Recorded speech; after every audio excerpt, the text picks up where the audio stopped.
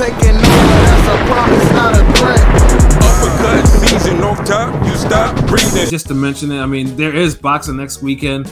3 cards actually, but unfortunately, this is like one of the ones where these are the cards where it's either one will cater to the casual, and the other ones are like hardcore for hardcores. You know what I'm saying? And then one is kind of like, you know, we don't want it. Quality man. Yeah. So like the first one is a Friday card. It's the Zone card. This is one of the Eddie Canelo promotion cards. You know, a deluxe Hungry Man TV dinner. Yeah, you know, just to mention, you know, we have Kayaguchi versus Bermudez for junior flyweight title, and then we have Jorge Castaneda facing Rocky Hernandez, Rocky Hernandez was a legit prospect for real before he got knocked out by Roger Gutierrez in 1 round, brutally. Yo, I remember that. Damn. Yeah, and he's actually, I mean, that's actually a really good fight for him because Rocky had kind of been low key. You know, after that knockout, he'd been like, you know, rebuilding himself up. Yeah. So I mean, hold on. What time is this card on Friday? Was it 8 or 9? Let me double check real quick. I mean, like this is the hardcore cards. Like, I mean, if you turn onto it, you may see a whole bunch of fades, you know. But you know, unfortunately, like I said, it's you know the divisions involved may turn some people off. Especially the main event being a light flyweight. Like for the light flyweight, people who be discriminating on smaller size boxers, right? But man, I don't want to see these 2 damn Boy Scouts fight or whatever. Yeah, the whole, you know, you get the whole bullshit. Yeah. Alright, so knowing damn well they be giving us fight of the years and shit. So, oh wow, this shit is. I hope this is not. Is this Eastern Standard Time? Oh no, before the bell is 5:30. Fight night starts at 7:50. I'm about to say, I was like, good lord. 7:50. That's an odd ass time. Yeah, 7:50 Eastern Standard Time. So yeah, like I said, I mean, so at 8 o'clock, somebody should be in the ring throwing hands by then. Yeah, for sure. Right. That's how they set it up. Okay. Yeah, honestly, that might actually be the card that might. I mean, if like you know, that might actually be a card that might actually have like the actual better fights and fades if you're actually looking for just on some random shit. And then we have another DAZN card, Golden Boy card, and they haven't released the full undercard yet, but this is the return of Jaime Munguia versus Jobber Kelly. You know.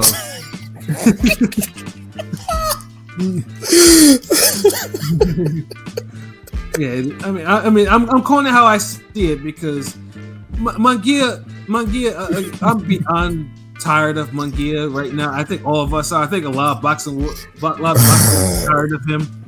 It's like he's exhausting. Yeah, career's just so exhausting. Just having any type of expectations for Munguia now is like he's like that one relative in your family that just can't do right. Like no matter what you do, like you know.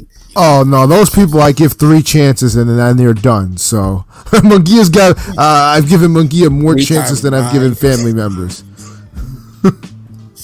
Yeah, that's the thing. Munguia, his chances done multiplied by now. Like we don't want to see this. Like thank goodness we're just talking briefly about this fight that no one cares about. Like no, like literally, like this shit has no type of buzz. Like I mean. You know, and like this shit was made last minute. Like literally, was enough maybe like a week and a half ago or some shit like that. Like Oscar should have let him fight Charlo, and we wouldn't be having this conversation now, would we? But that's a whole nother story altogether. Yeah, because when Jamal Charlo fights in a couple of weeks, and I'm gonna be shitting on that fight. In fact, we preview that fight next weekend, if I'm not mistaken. So yeah, shit. At this rate, why don't we just preview it now and just shit on it now with Munguia's fight? Well, I've done enough shitting up, so I'll wait till the card and then I'll shit on that one next because we need that one's gonna get some buck. But Munguia, I'm sorry, like You can't, and it's not like Munguia doesn't have talent. Munguia clearly has a talent that he doesn't need to be babied or protected. I just don't know what Oscar. It's not even the talent. He has the size and the strength and the power. Like, he got more attributes than minuses. Like, right. I mean, ever since he hooked up with Eric Morales, like, dude has improved as a fighter.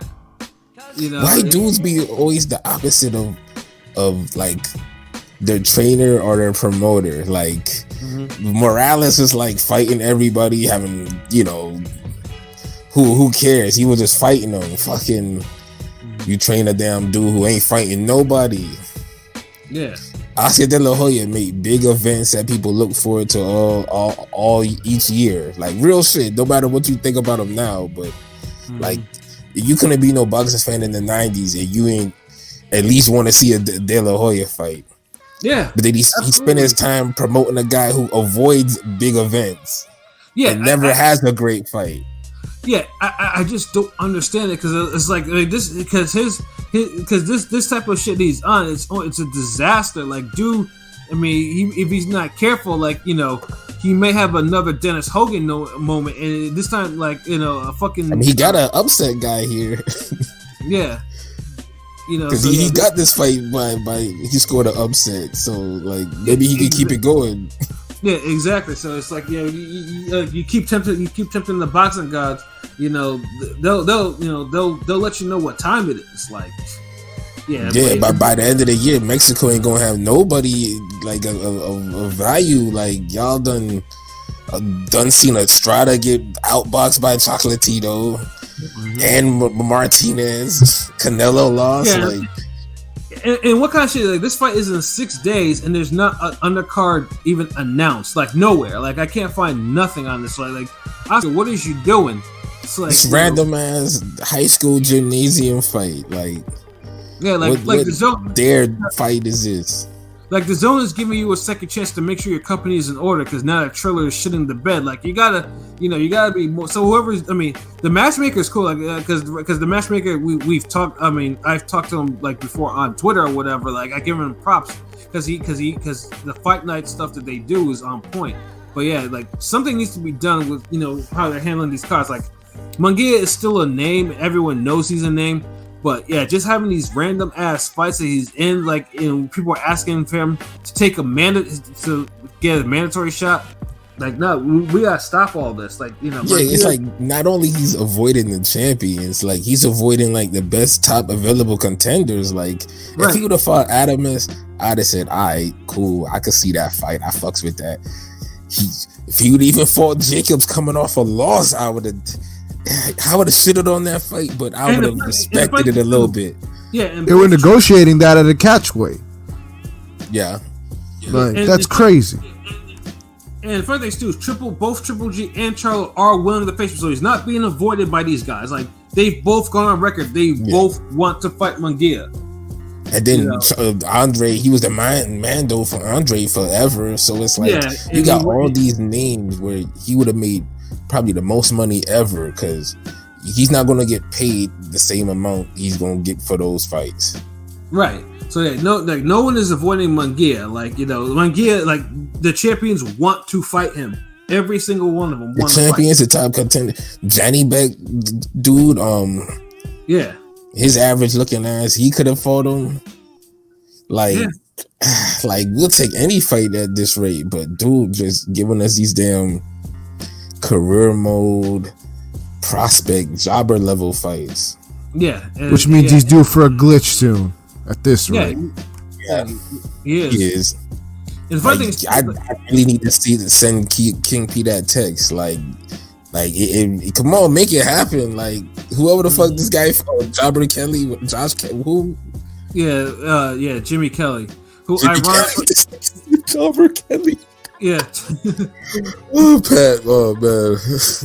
Yes, and ironically, Jimmy Kelly also lost to Dennis Hogan himself. So yeah, and it got knocked out by Liam Smith. So those are that's him. Like, those are his high losses. Dennis Hogan. If Munguia loses this like the upset of the decade, bro. Like, yeah. I'm sorry. Yeah, and trust me, we will go in if Munguia loses this fight. And then last but certainly not least, you know, Top Rank has a card. they're doing another Puerto Rican explosion where Alexander Zayas was supposed to be on there, but he caught like an infection or something like that. And Top Rank had, decided like, hey, let's put a camera in this kid's face so we can see him crying about not being able to fight. Which I'm sorry, that should have never been. That should have never made it. That was ridiculous, and that was so unnecessary. Like, what's wrong with y'all? Yeah, Come on, cut it out. Why Top Rank always trying to get people crying? Like the Saucedo shit. Like, yeah, the Saucedo shit was uncomfortable. Like, yes, we all know. Saucedo lost his career, and then like all you had to do was, when Saucedo started getting emotional, just say, we'll cut this short and we'll move on. But no, they had that shit. Like, the dude went through the whole breakdown of regret and grief on the camera, on his face. Hot camera. Like, he worse than fucking the cameraman on Maury. Like, God, dog. Like, yeah, it's like, do you really want? I mean, it seems like they're obsessed with, seeing somebody hurt, killed, dying, crying, anything, like any type of, even that one shit they did on Tiafimo. Tiafimo was like tearing up, like going through it, depressed. I'm like, can y'all get these cameras out these niggas' faces? Yeah, like, or the thing that we kind of criticized years ago on the undercard where the Deshev, and Matthias fight in the Deshev, they had him willing, and the Deshev was throwing up on himself and all that other stuff, like all types of stuff. And that shit was just all there, like as they were wheeling him out. I was like, yo, can they take this camera off him? Like, this is like, it's like, and no one trying to see people go through like they death throes and die on TV. Like have a heart, man. Like, people got family. Yeah, like the crying, and we're grizzled like boxing fans, but there's just some things that just don't need to be like, out there like that. Especially a kid. I feel like that's them testing us. It's like, okay, how grizzled are you? Let's see if we can, break into your insides. Like, get the fuck out of here. Yeah, that's some asshole shit. Yeah, for real. So now, so basically now the main event, and I think probably obviously it was always the main event. We got Edgar Berlanga making his return after his disappointing, some would say, gift win over Steve Rawls. I do. That's for damn sure. And he's facing now Romer Angulo of David Benavidez KO fame. So let me just say this. Let me just say this. This is hilarious. So I remember I was laughing because myself, Pilot, and my guy Broadway Joel, shout out to Broadway, we were doing the preview with Shakur and Valdez, and I remember like that when we were doing the preview, they had just announced that he was fighting Angulo. And like Pilot told us, and this is how low we are on Berlanga. The first thing me and Broadway Joel thought was, wait, Alfredo Angulo? They whipped out the ghost of Alfredo Angulo to fight Berlanga? Like, they don't trust him enough to beat anybody else. They got to bring out old man Angulo. So we had a good laugh about that. I'm like, damn, I guess that's what we think about Berlanga right now. That we're thinking Angulo. And truthfully, too, I mean, I can see Angulo is, Angulo is faded, but he can still punch a little bit. So that's another thing. So, yeah, I mean, Berlanga was. I don't think his resistance there like that, but because that other guy was lighting his ass. I forgot the dude who beat up J-Rock. Yeah, Hernandez. Yeah, Hernandez was lighting him up. Yeah. Yeah, it was kind of sad to see that, but at least this Romer Angulo, he has at least, I don't know if he's actually won a fight since Benavidez actually knocked him out. But I think for now, because I think right now, they're trying to figure out what to do with Berlanga, because he hasn't gotten a knockout in a couple of fights. He's clearly showing a lot of issues. I think it's been 3 fights in a row he's went the distance. He hasn't had a knockout. He's regressed, actually. He's regressed. He's not doing what got him to the dance. I've been saying for a while now, that knockout streak that started his career was the worst thing that could have happened to him. And I think the effects are still being felt now. Right. But see, that's the thing, because he got into the opposite hype. It became like once he started getting rounds, it became about getting rounds instead of going back to the knockouts. Yeah, but when he's going rounds, he looks ordinary. Yeah, absolutely. But that's the thing, because he's not going back for the knockouts. When he was going for he lost the whole pep in his step. The same thing we were saying Danny Roman lost. This nigga lost it without even going through the Danny Roman career. Right, yeah. No wars or nothing like that. And he's already lost a pep in his step where he's less aggressive. He doesn't have no zip on his punches no more. He just kind of goes at you. And Romero. Yeah, Romer. Yeah, I'm sorry, I'm fucking up his name. Romero Angulo. He's as basic as they come. He has heavy hands. He'll stand in front of you, and he's slow. They got a guy who literally is gonna give him no type of special effects, no footworks, none of that shit. Right. And so yeah, he better stop him. Berlanga, all he has, if Berlanga can't revert back to his old self on this guy, he's done. Because this is super tailor made for him. Tailor made for him. And now the thing is, it's better he starts fast and gets back to the whole knockout mode, because if he gets into that knockout mode and he fights like it, at least he's gonna give you that during some rounds. If the guy can take the punch, and dude can take a decent shot. Yeah, he can. So that's the thing, man. I low-key kind of want to see this fight to see if this man could pass the basic of tests, because that's how low his stock is dropped, where a fight like this that's supposed to be a gimme fight is now like a career maker. Right, because basically it's all progression too for him in terms of I was starting with the Demond Nicholson fight. Now, I don't hold the Demond Nicholson fight because Nicholson went down 4 times and survived. He tried to put him away, and it just that's the thing.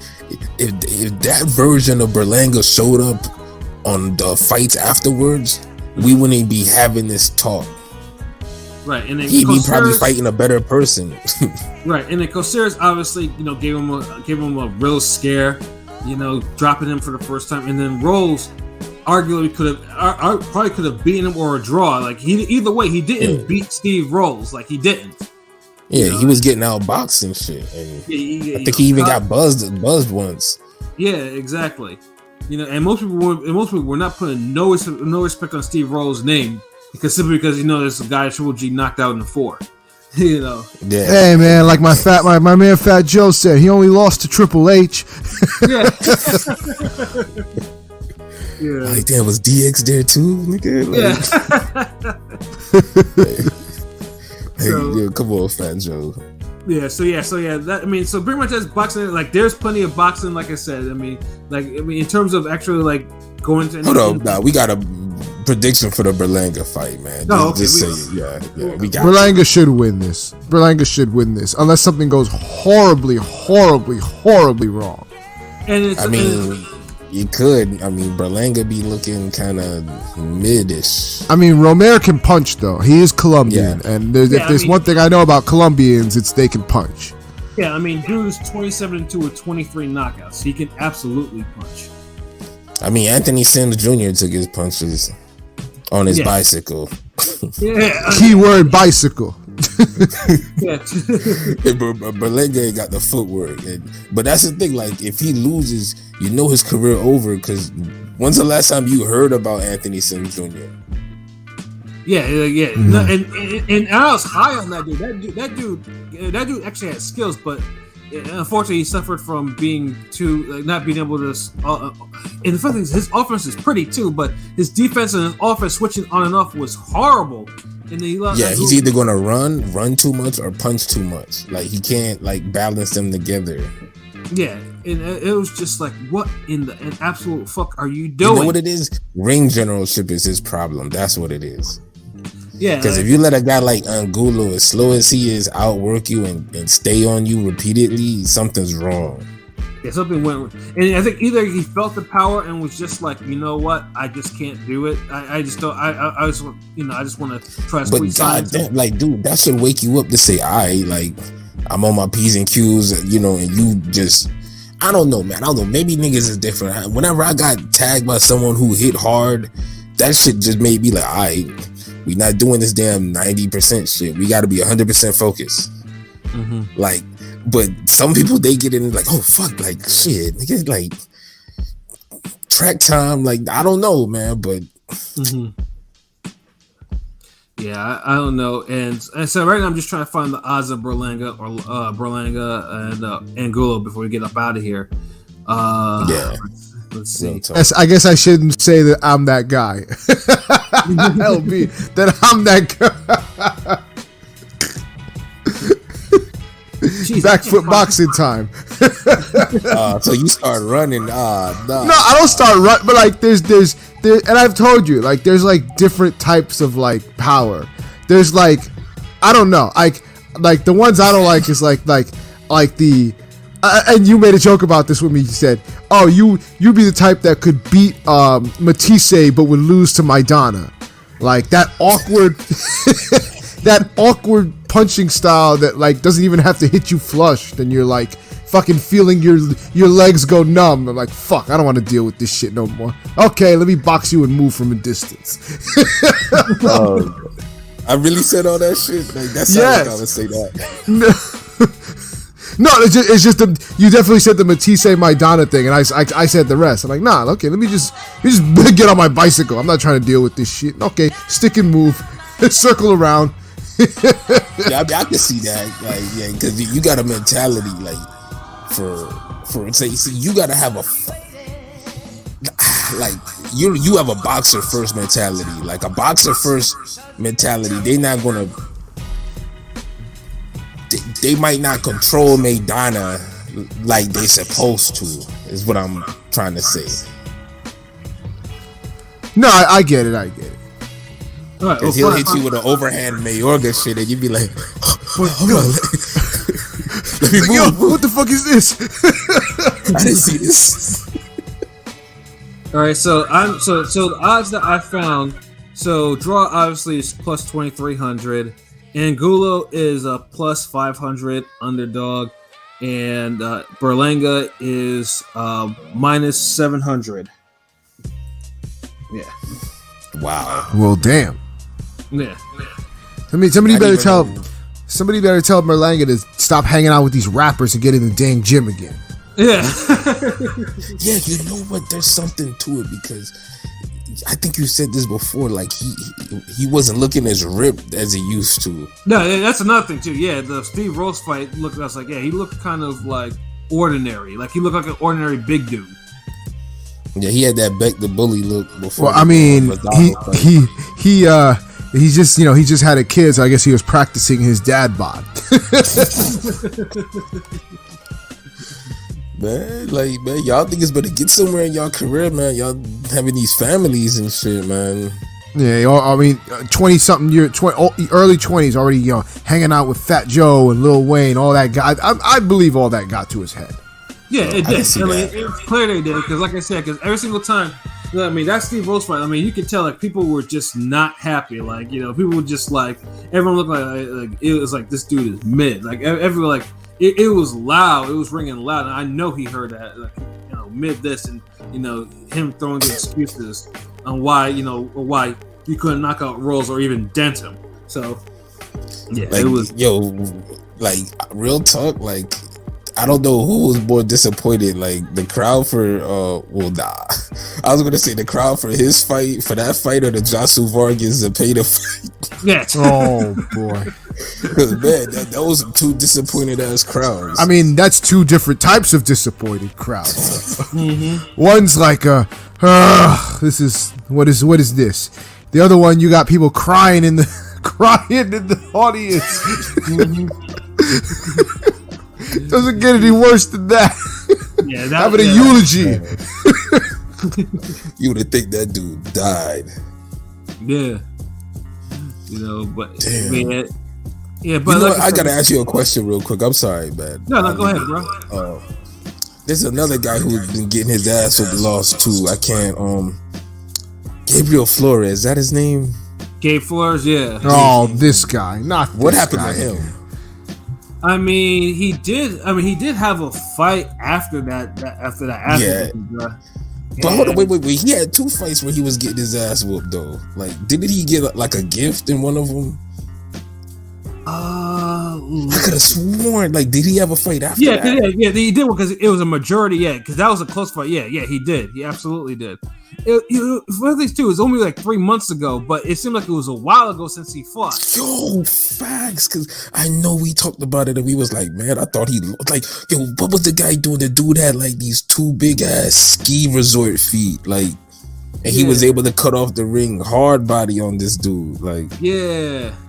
It was on undercard of Ramirez Pedraza. Yeah, that's what it was. Okay, yeah, because that fight. I remember that. It was a stupid close fight. Like, yeah, like, wow, yeah, damn. I wonder when he gonna fight again. I mean, he's probably due. I mean, that's probably a Lukey quit. Lukey would know that question. Because he damn sure needs a good performance. Just like Berlanga. Should have just threw them all on the same card. Josu Vargas, all of them. Right. Xander Zayas was like, maybe it worked out better for him because, like, maybe he's above a card like that. Well, I mean, obviously, because Top Rank is trying to pop off the whole Berlanga Zayas Puerto Rican thing. That's the whole reason why they're two. Why these man, this whole fucking what's that shit Dame Dash was doing, like the Curtis Stevens shit, like that duo shit don't be working in boxing. Yeah, Curtis Stevens, Jaden Coggerton, the Chin Checkers, the legendary Chin Checkers, that shit, like, you be wanting like a whole, like, a team of knockout artists, like that shit. It sounds cool in theory. I mean, the last time that shit happened, the last time they were able to get a pairing off like that was Triple G and Chocolatito. So it's like that's the only time, that was the last time it was very successful in that level. Yeah, but like that didn't last too long. Like, yeah, that didn't last too long. Like, I don't know. I felt like that. I mean, it helped Chocolatito, and then it kind of hindered him a little bit. Well, especially because once he lost, he lost on a very public platform, and lost. He got the Abner Perez treatment. Like, as soon as like he finally started getting universal respect, that's when he took an L. Like, so. Right. Now, finally, when he gets it back, he gets another L. Like, God, jeez, like, I know. Like, don't get me started, man. Yeah, like, I know. That didn't last long enough, man. Like, that was like that happened for like twice or 3 times. I think it was twice. Twice, yeah. That was like a little, like a spin-off, yeah. Mm-hmm. Like, but they was really trying to make Chin Checkers a thing, like. Because those cats were legendary around the tri-state area. That's the thing. They were like, But unfortunately, I mean, one retired before the other. The other one, that's why it's sad. Like when I saw Curtis Stevens now when he got like annihilated his last time out, and it's like that the well was like tapped dry. Where Jaden was not the same after the Sakio Bika fight. So it's like, right, yeah, that shit was crazy. Jeez, now I'm going way back when I can pull that fight out of nowhere. Nah, I got that on. It's on VHS tape. It's funny because I watched that fight kind of recently because I think it had I'm trying to think what it had a Ward Miranda fight or Ward. Because the thing is, like, all the fights that be on the tape be around the same year, like, are happening. Right. So I'm trying to think what else was on the tape, but I know that was on there because I did watch some of that. So yeah, that was Contender was the shit. Yeah, I mean, before we get up out of there, yeah, they need to bring that back. Like when they had it on Epix, like first of all, on Epix, like unless you actually pay for that damn channel, you're not gonna watch it. And it was a shame too because that last season of Contender was good. It was really good. It's the whole reason why Shane Mosley Jr. has a career and why Brandon Adams, got a little respect. You know, Yup. got respect on his name. You know, it worked, but I didn't think it worked on Epics. It shouldn't have not been there. The Zone is like the Zone should have something like that. That's the platform for that. No, but instead we're getting something like that on Triller. Triller is actually doing it, like doing something like that. Like, but it's on some average Joe shit. They're not even pros. Like, so you think you can box type of shit, which I think is, which is nothing's gonna come from that. There was the show, like I think on the UK. I remember a few years, or maybe 10 years ago, where it was like average guys learning to box, or like. And they would go to work with each other, like, and I guess dude would just challenge him to like, yo, man, you gotta box me. And so they'll both train, and then at the end of the week they'll spar each other and get over their differences. But it's all how you present the show and do it and what the platform. But I feel like the Zone could really do something like that and kill it. And the fun thing is too, because the Contender, Contender was originally done by Sylvester Stallone and Sugar Ray Leonard. It wasn't Oscar involved in one of the seasons, or am I just tripping? I think he was a guest. I remember him coming up on the second season. Yeah, but it was definitely Sylvester Stallone and Sugar Ray Leonard. Yeah, because they was there like all the time. Yeah, and then this last one was Andre Ward. I think, because Andre was all over the last season of Contender. But you're right. The Zone could definitely do something on it. I mean, all these dude, they had $1 billion. Like LB said, like he fucked up with $1 billion. Right. I mean, the Zone had, and I still myself. The Zone still has potential. Like, I mean, it's not like, but I mean, it could. The Zone right now could be a lot more than what it is. I mean, part of it's because of bad decisions. Part of it's because the pandemic kind of wiped out their momentum as they. But they had bad decisions before the pandemic, man. They did, but going into 2020, they were the ones they actually had the cards that were actually good. That had better cards on deck than fucking top ranking PBC before that shit wiped it out. And then fighters left. Fighters left Matchroom USA, and it was a whole bunch of shit. Yeah, but them niggas. But then he couldn't make shit happen. Right. Like he had Andre, couldn't do nothing for Andre. Like it's like this is the thing. I feel like Eddie Hearn in some type of way, like he said he was going to take over America with boxing, and he kind of sold Americans like false hope. Like. He gave us the impression like he was going to blow people up, but he really did was just kind of use America like how corporate entities use hip hop. Yeah. They don't care about the culture. They just make money off of it for their own people. Mm-hmm. And I feel like he used Andre to kind of do that and get money for Saunders. He got Saunders fights with Canelo, the Caleb Smith. It's like all the people he was looking out for were the same people he looked out normally for. Right. And that's and I mean, there was a positive there because Andre, at least, because I mean, Andre before Matchroom, clearly was unfocused and wasn't doing he was blackballed from a. I mean, all he did, he helped them somewhat. Like he did, he kept him active and he paid him good, but that's not making no star. It's like you're a promoter. Like you did what you're supposed to do. Like it's like you had a kid and you fed it and clothed it and kept a roof over his head. Like and that's what it was. And then I mean, I know one of the things I was really not having was Danny Ramon. Like they just let Danny Ramon go for what I was like, why? Danny Ramon didn't want to leave Matchroom. Like it was just like he lost the fight and they let him go. Like Top Rank is known for that too. Yeah, Top Rank. But that's why it was so weird with Matchroom. Yeah, let go of Elvis. Let go of it. Yeah, we don't need Matchroom to be doing that too. And I was like, Danny Ramon actually was giving you all your best fights on there. Like you shouldn't have not let him go. Like, it was a champion. There's like no reason. Like you could low key kind of explain away Elvis Rodriguez because you could be like, I just don't believe he has an upside. He's young. He could turn it around somewhere else. But Danny Roman was just on some just weird, like, really? Yeah, like they could have at least given him a rematch or other stuff like. So yeah, it was a lot. Yeah, the matchup. That was the one thing they really fucked him out. That was the shit that I was just like, nah, they were smoking rocks with that one, So, but what are you gonna do? They just overpay people, but like you didn't get they didn't make no superstars and they didn't make no super fights. And a lot of these stars, they made them get L's because the way they manage shit, and they've only done big events with the biggest stars, so it's like you didn't you just did the regular standard shit. You didn't, so I get it. Like the criticism, you can criticize all these promoters, PBC, Top Rank, Matchroom, but it's like Golden Boy. Yeah. Nobody said they was gonna take over America, and nobody had $1 billion.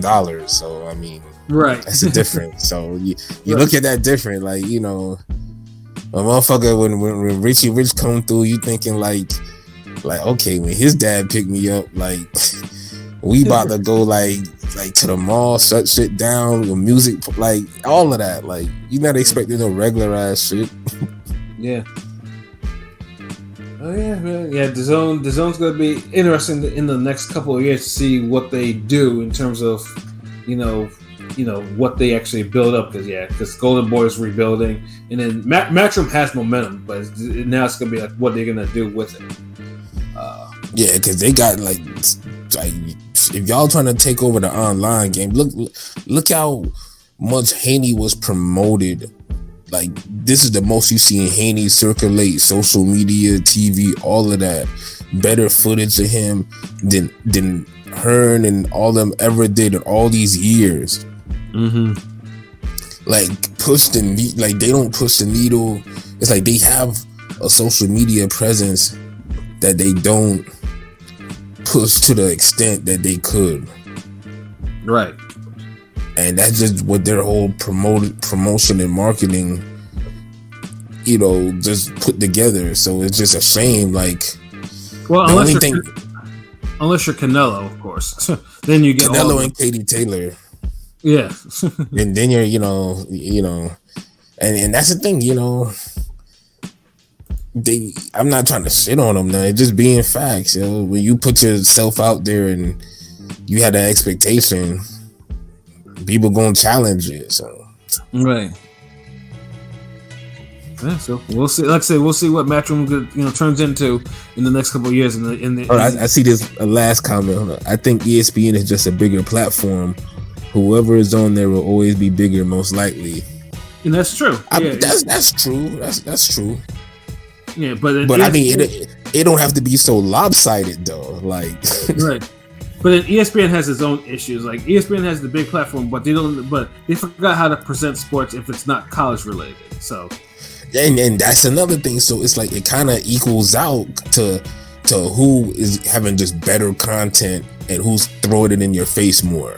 And ESPN kind of does that better with boxing, but the presentation of their fights and shit is not as good as the Zone and Showtime.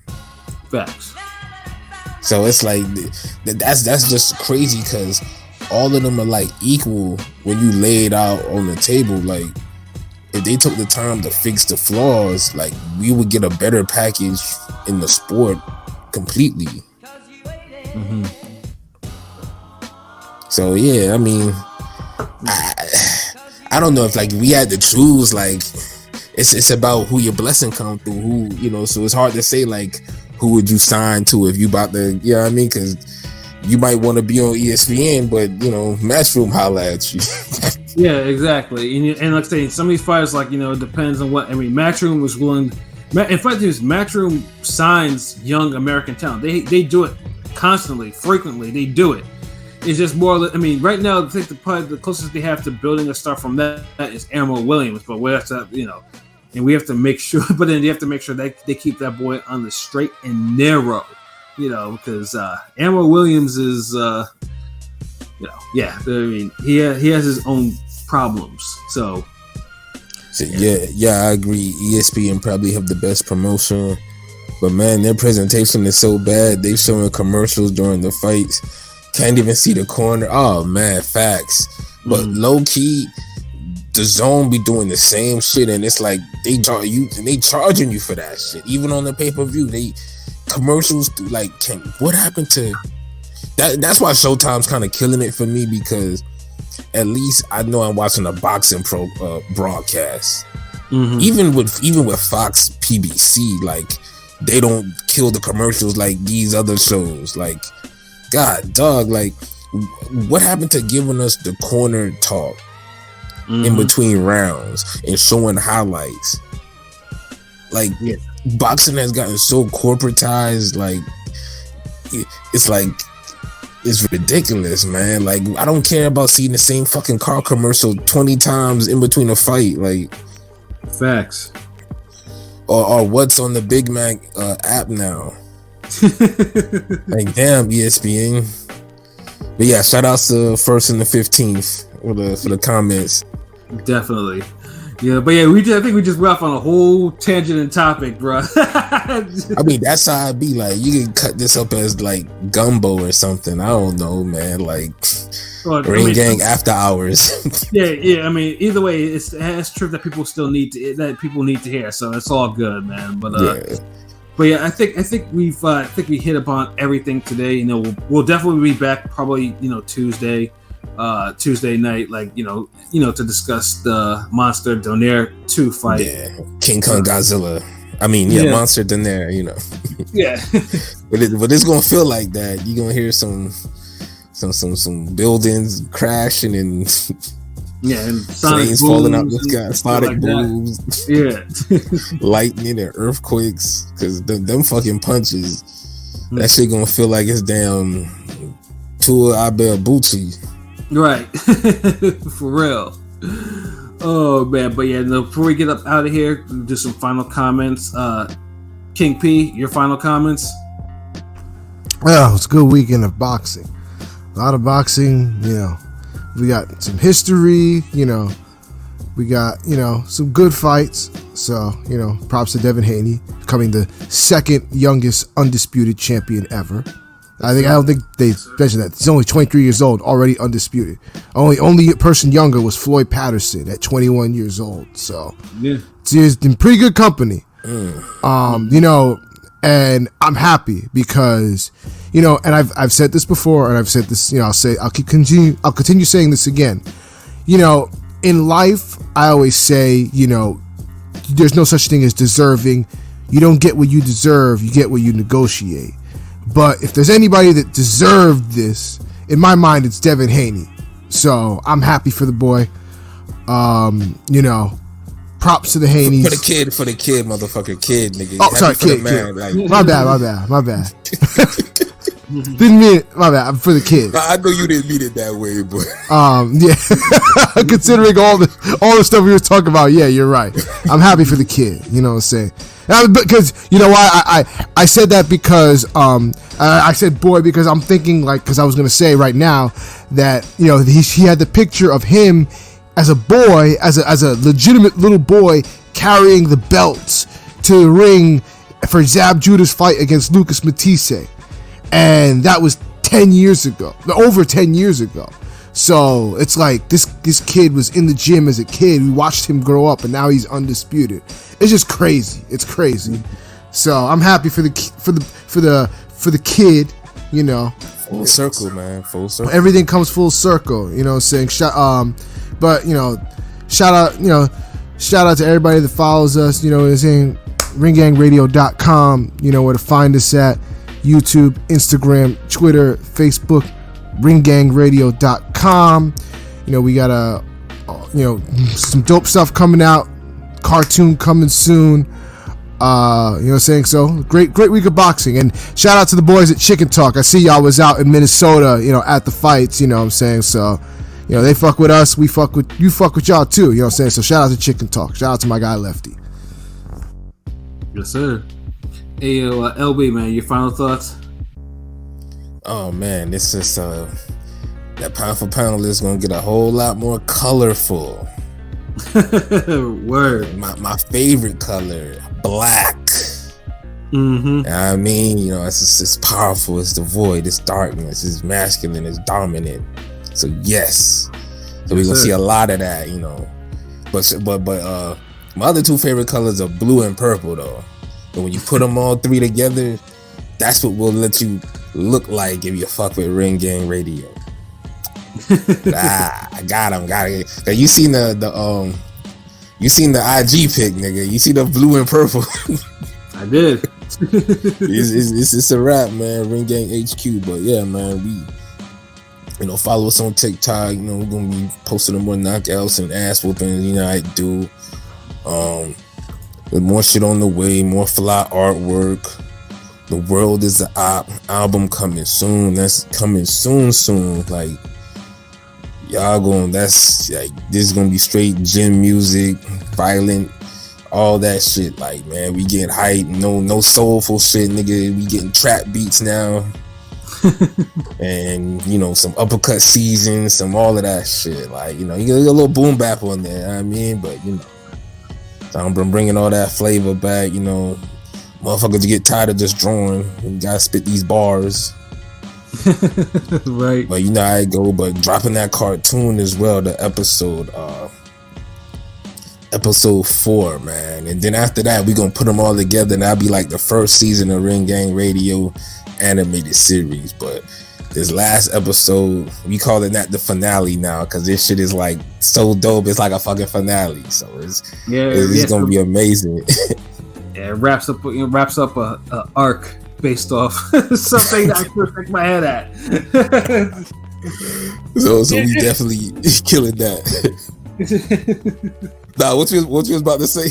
No, I'm saying that it wraps up an arc that I still shake my head at. That was it. Like, I wasn't gonna say anything more. Nah. I mean, you right. You know, we gonna I guess the next story arc, we'll cross that bridge. But there's just so much in the works. Like, but it'll probably focus on something else. But yeah, we gonna have we got special guests in this episode.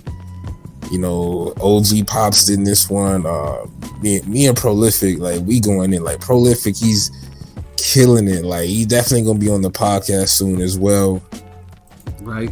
Like, the animation in this, the quality, the fighting, like, y'all really gonna get like a good 22 minute episode, like, where you can just have your popcorn and put that shit on, like, the full screen on YouTube, plug in your cable, watch that shit on the big screen. You know what I mean? Like, like, ain't no other podcast doing shit like that. No, like, not at all. You see a couple of us on the podcast, like maybe 3 or 4, sometimes 5 every now and then on some rare shit, maybe 6, but it's like 9 of us, and that's when you get the full, like, all of us, all our powers, like not just, you know, us talking shit or being on Twitter or whatever. Like, you get the unseen characters, you get the reptile, you get whoever else you unlock it, you know what I mean? Yeah. So we bringing that, man. So yeah, that's my 2 projects down. It's coming soon, and of course we gonna get some more interviews and get shit popping, man. So take it away, Pat. Yeah, you know, I mean, I don't have much more to add on to, you know, other than we thank you guys for the engagement, the ones who, you know, come to our podcast, the ones who go to our YouTube channel, go to our website, or go to our Podomatic and Spotify and stuff like that, or Apple Podcasts, Google Podcasts, all that stuff. You know, just, you know, getting our numbers up there. Anchor, you know, we thank you. For keeping us rising, and we got some more stuff on the horizon. More articles, more prediction videos, the cartoon, spin-offs, all that. Like I said, you know, we're a creative bunch, man. We do this shit for y'all, you know. So yeah, like I said, especially the YouTube, man. Go to our YouTube, listen, like, subscribe, and tell your friends so they can do the same, so we can all be friends. You know what I mean? We got more articles on the way too. I forgot to mention that. Like, yeah, the articles are definitely on the way. You know, I don't want you to think, you know, we just YouTube ass niggas, or, you know, on some podcast like that. We you know, the pen write more than just bars, like, you know. Right. and it do more than just draw. Like I don't want niggas thinking like, well, motherfucker can't write. Like nah. We handles that too. So we do. Forgotten Fade articles on the way, man. Absolutely, definitely.